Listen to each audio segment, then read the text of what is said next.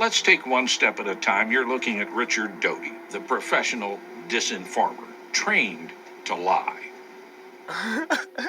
I'm Richard Doty. There's probably about 80% of false information being presented, about 20% of factual information. HANDOR. Unfortunately, the UFO community doesn't know which is which. And that's your job to keep it that way? That was my job before. I'm a private citizen now, but back in the early 80s, it was my job to confuse the UFO community.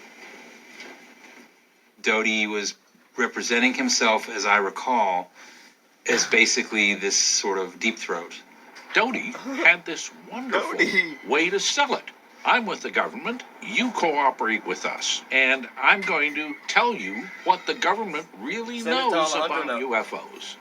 Doty found a lot of gullible people in the UFO community that would easily believe what he said without any type of scrutiny.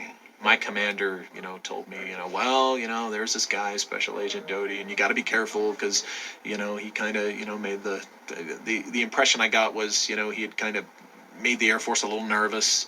Maybe they didn't say, egg on their face or anything, but they were just very cautious. The main reason that we in the UFO field recognize the name Richard Doty is that a man named Paul Benowitz, a self-made man, a very successful businessman, was systematically driven insane, wound up in an insane asylum, under treatment for a long time, lost his business, had to turn it over to his family, and was destroyed by the efforts of Richard Doty. You hear about the ones that something goes wrong. You hear about the ones where there's an unfortunate incident, or in some cases, they're failures. It was unfortunate what happened to Mr. Benowitz, but they were supposed to protect something, and they did their job.